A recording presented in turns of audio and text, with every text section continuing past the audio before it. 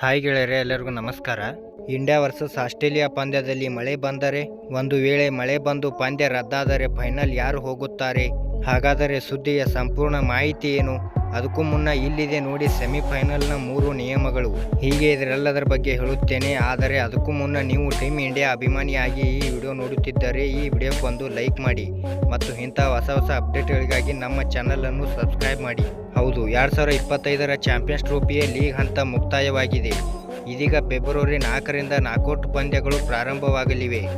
ಈ ಟೂರ್ನಿಯ ಮೊದಲು ಸೆಮಿಫೈನಲ್ ಪಂದ್ಯ ಭಾರತ ಮತ್ತು ಆಸ್ಟ್ರೇಲಿಯಾ ತಂಡಗಳ ನಡುವೆ ನಡೆಯಲಿದೆ. ಉಭಯ ತಂಡಗಳ ನಡುವಿನ ಈ ಪಂದ್ಯ ದುಬೈನ ಅಂತಾರಾಷ್ಟ್ರೀಯ ಕ್ರಿಕೆಟ್ ಕ್ರೀಡಾಂಗಣದಲ್ಲಿ ನಡೆಯಲಿದೆ.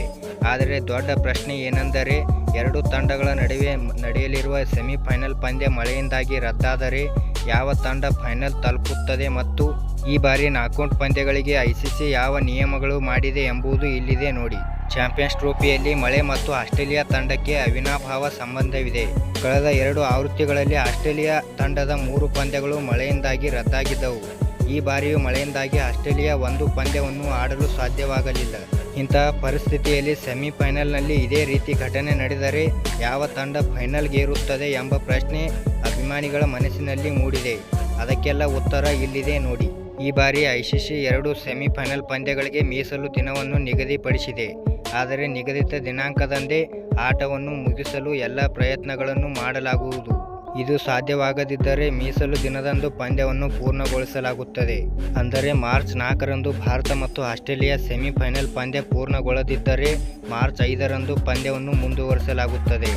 ಡಕ್ವರ್ತ್ ಲೂಯಿಸ್ ನಿಯಮದ ಪ್ರಕಾರ ಗುರಿ ಬೆನ್ನಟ್ಟುವ ತಂಡವು ಫಲಿತಾಂಶವನ್ನು ಪಡೆಯಲು ಕನಿಷ್ಠ 25 ಓವರ್ಗಳನ್ನು ಆಡಲೇಬೇಕಾಗುತ್ತದೆ.